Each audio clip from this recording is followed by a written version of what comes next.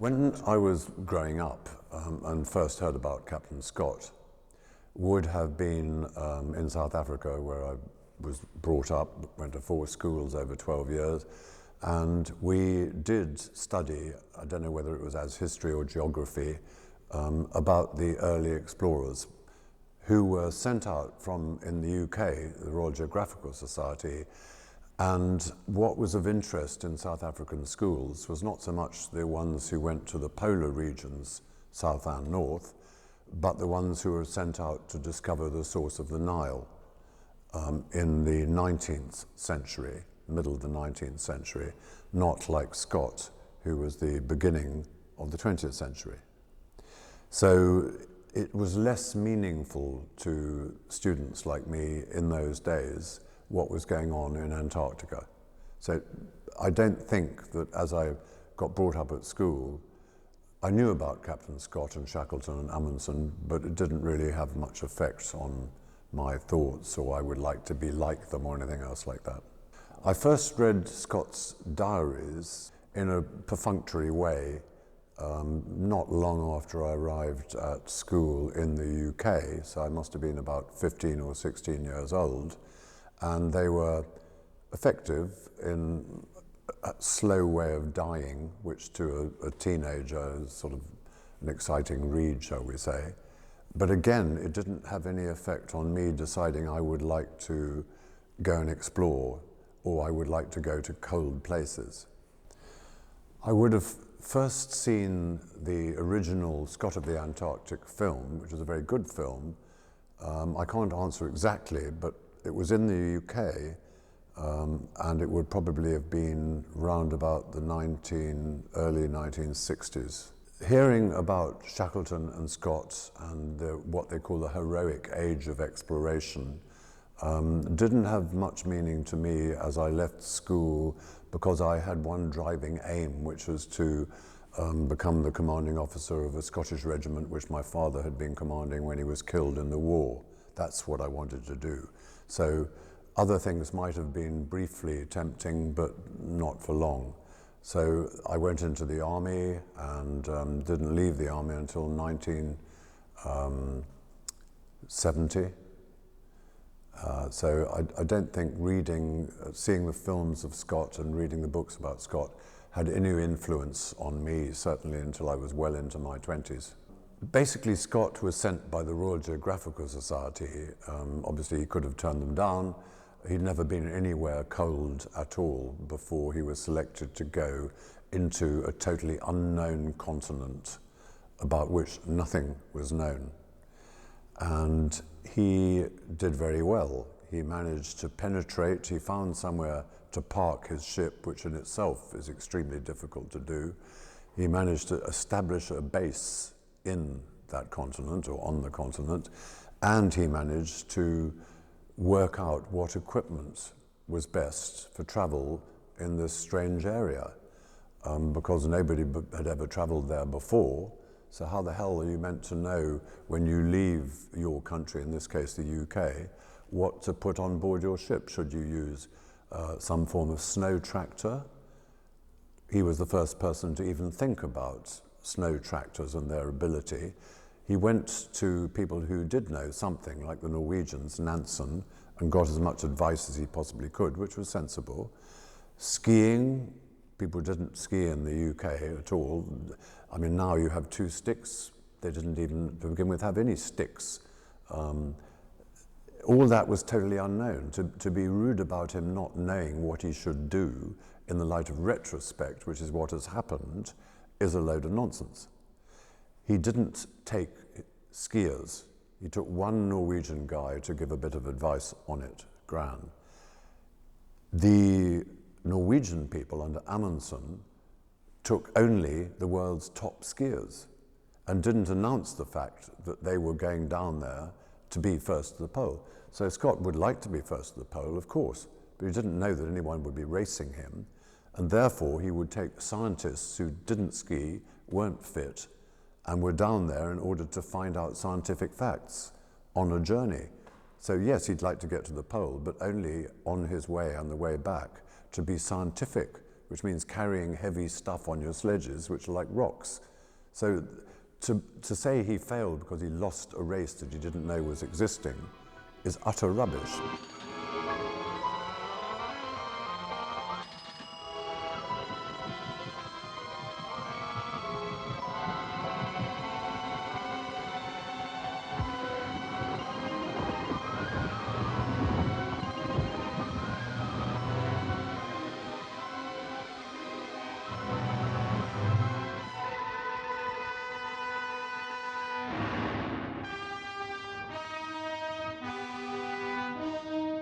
The animosity which the media adore in the day of Scott and Shackleton and the days of today, myself and Norwegian explorers, is still highlighted, whether it really exists or not. Having said which, if there are two tennis players like Federer and somebody else, Rafael Nadal, then the media are naturally going to make competition out of it, highlight it's interesting. And that is what they did with Scott and Shackleton.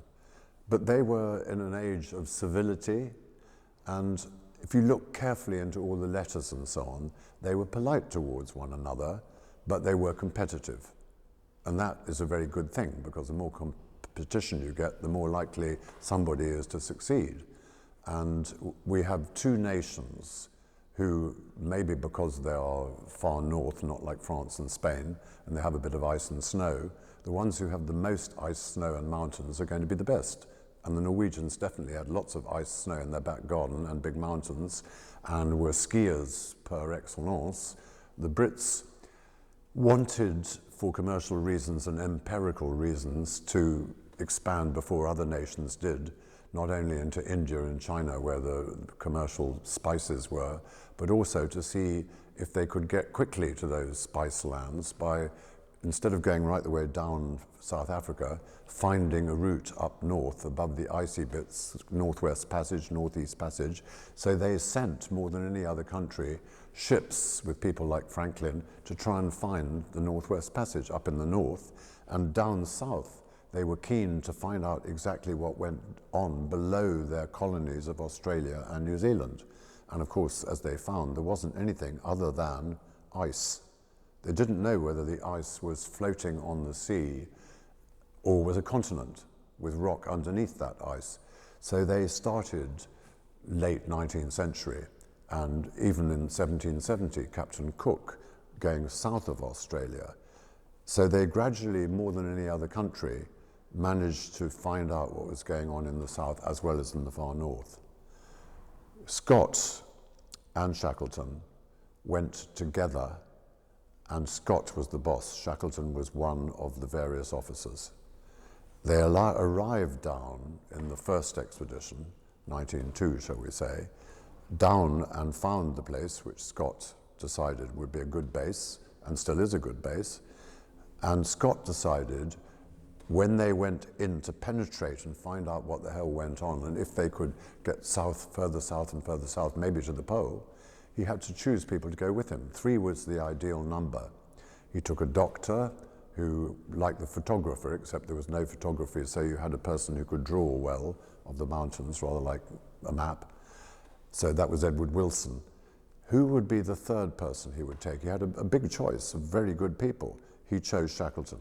So Shackleton was the disciple of Scott. Later, after Scott and Shackleton and Wilson had made an amazing journey right in towards the South Pole and got over what was called the Ross Ice Shelf, 800 miles, and arrived at the first big obstacle, which was a huge crevassed area caused by the ice coming off 10,000 feet like a frozen waterfall, and found where to cross it, at which point they realized they would have no food if they carried on further, so they turned back. But he had found the first area where you could get in and up 10,000 feet up this glacier called the Beardmore Glacier, after the RGS and the sponsors and so on.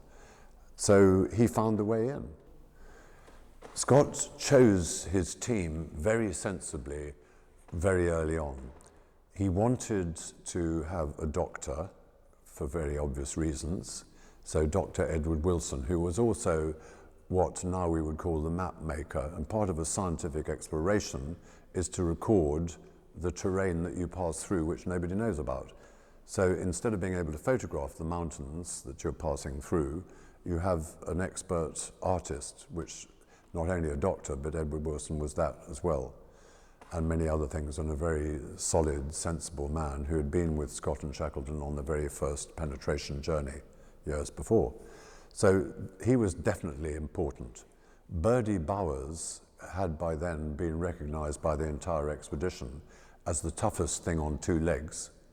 He was small, but very good, and a wonderful navigator. And navigation is also important, although Scott himself was a good navigator. So those two were absolutely key to the team. And when they practiced, those two with Scott, so you've got three people anyway. Who else was needed? Well, Evans could repair anything, particularly sledges. So Evans, the Welshman, who had been with Scott on many separate little expeditions earlier on, was part of the scenery. So the idea was that when they got to the South Pole, they would have an ideal team. But when they were moving towards the South Pole, they dropped teams off, rather like a pyramid.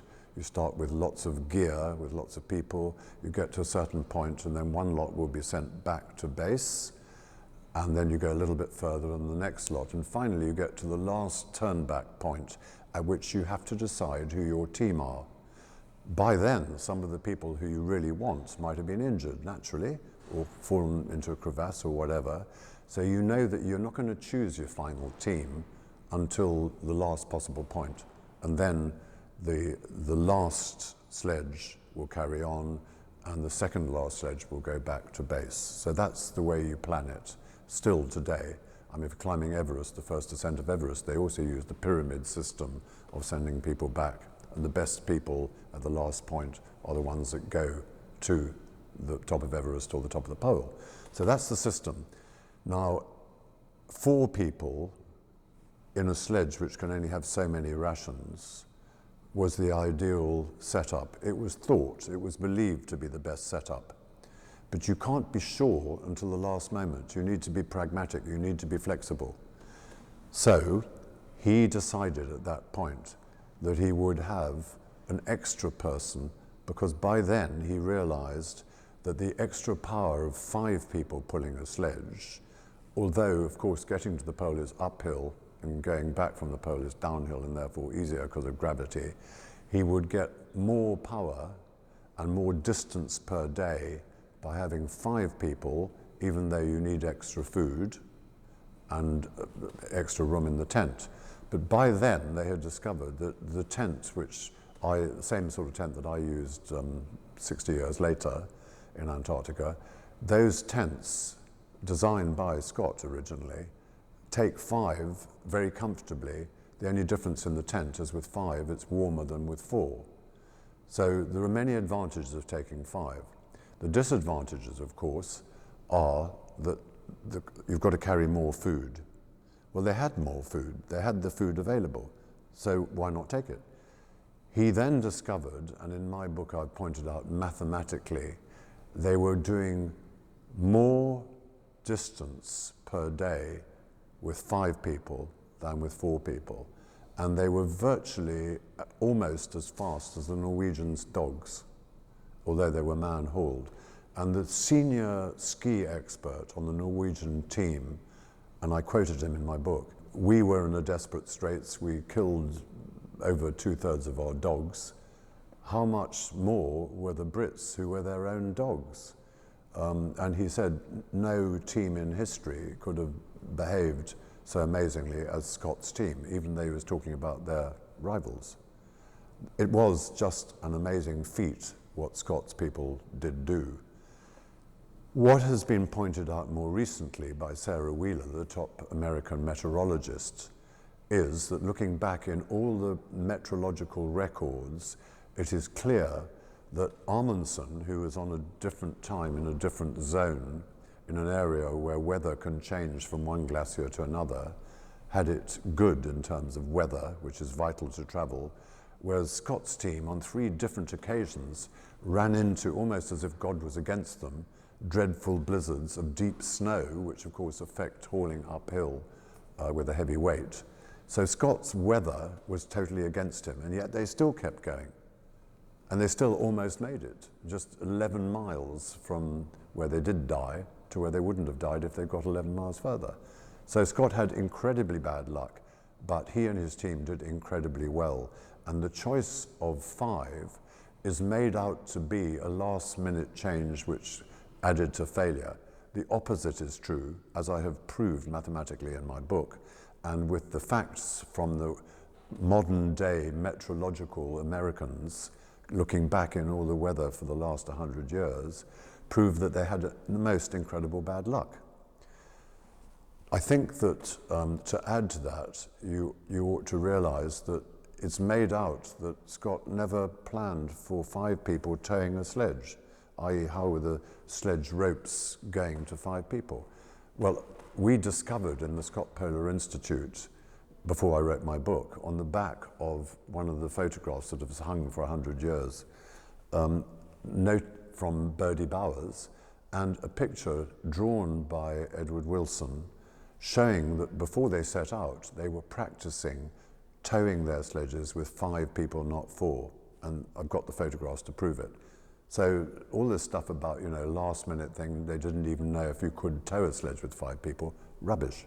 I have put the fact that Titus Oates is made famous by his bravery because he decided that with one leg that was completely bloated and his foot sort of falling off and all the rest of it, he was slowing them down.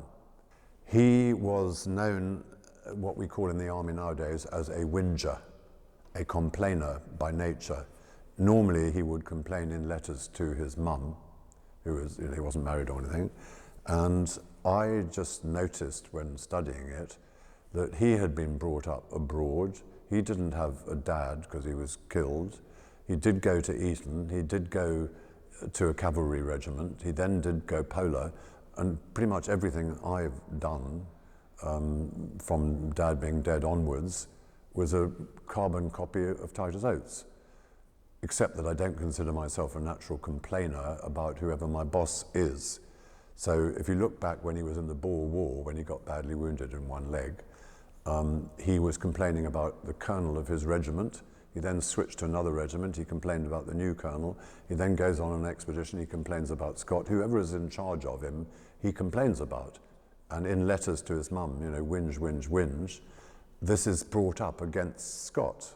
Well, if you look at the complaints that he's actually making, you'll find that they're a load of rubbish, and many of them with the horses were the fault of Titus Oates, who's in charge of the horses, not the fault of Scott or anyone else. So sort of self-blame being sort of apportioned elsewhere. But he was a very brave bloke, having said all that. And I don't in any way approve of him, but I do feel that our histories, me and him, were very similar.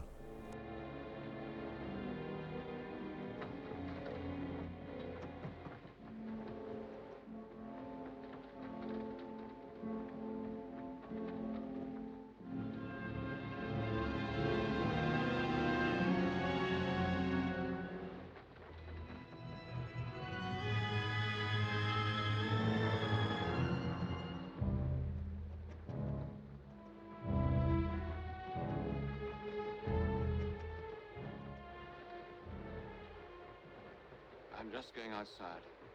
I may be wasting some time.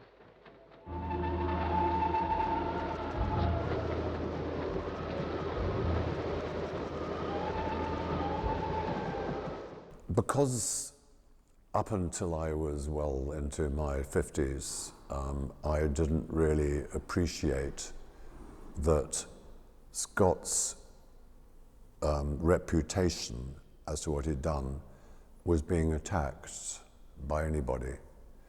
And then I did read, maybe in the very early 80s, a book by a guy called Roland Huntford, called, I think, Scott and Amundsen.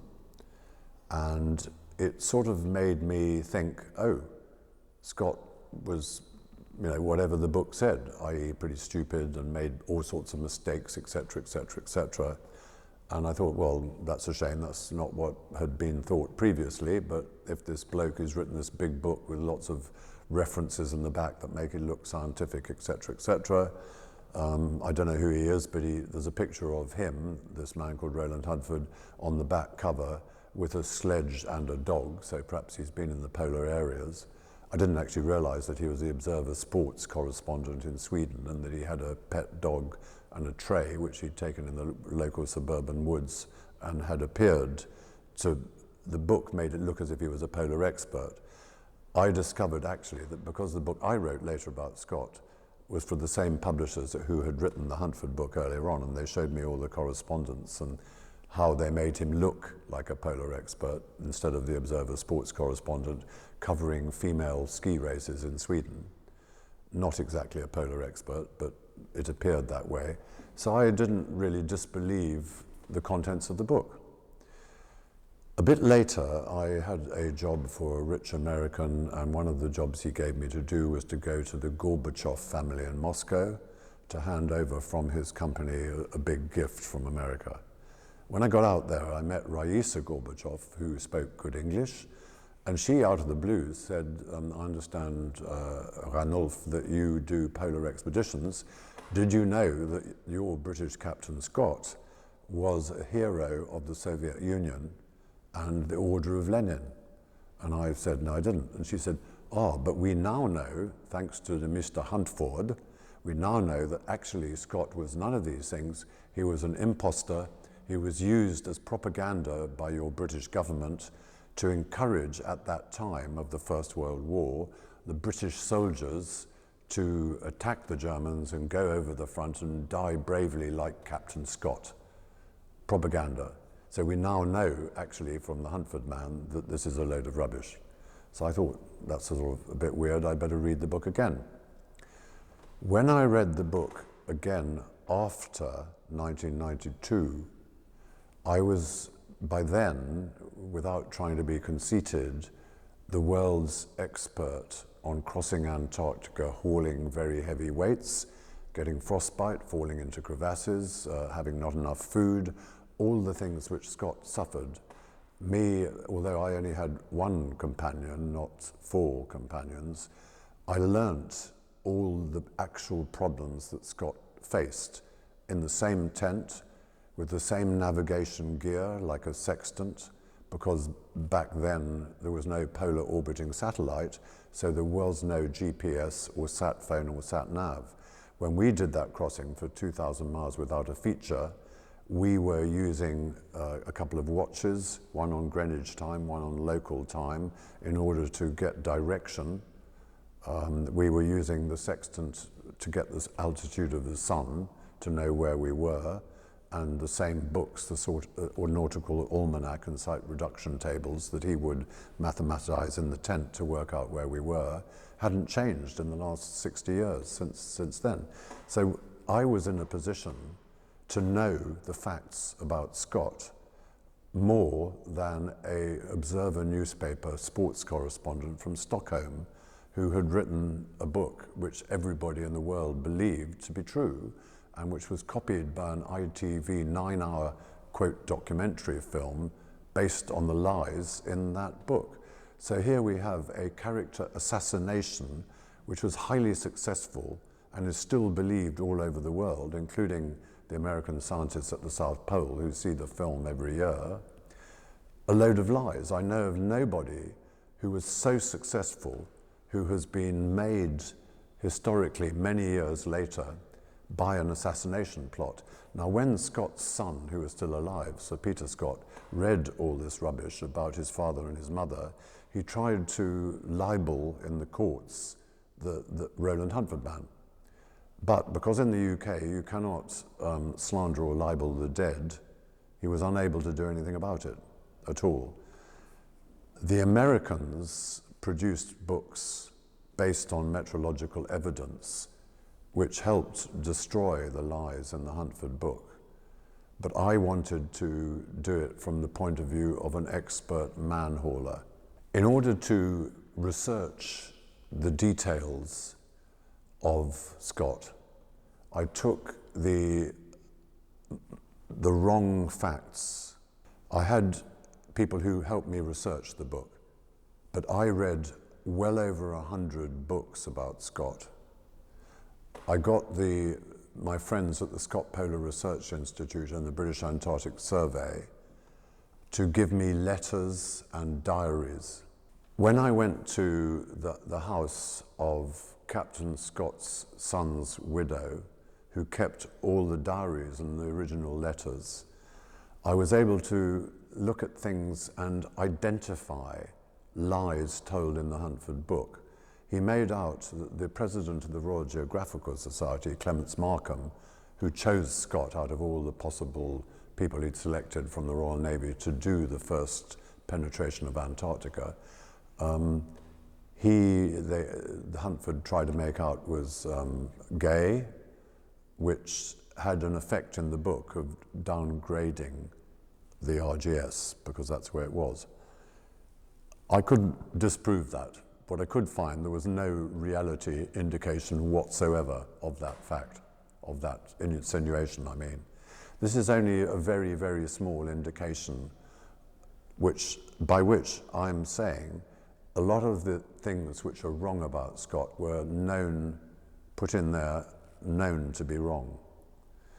Now, to me, that is a pretty awful thing to do because it's affected the reputation.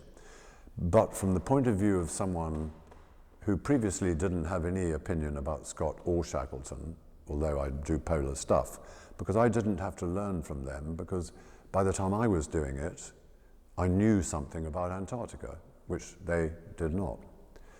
So I come to it without a pro or hostile to Scott. But from my experiences in 1992 of doing those expeditions, I then look at Scott, and it's quite clear that from what he actually did scientifically, he is without a doubt the world's greatest polar explorer of all time. And his expeditions produced more scientific data, which is why he went there, than all the other polar expeditions internationally of the first half of the 20th century. A total success. Okay, so someone else got to the pole before him, but so what? He didn't go there to race anyone else. He is a success, not a failure.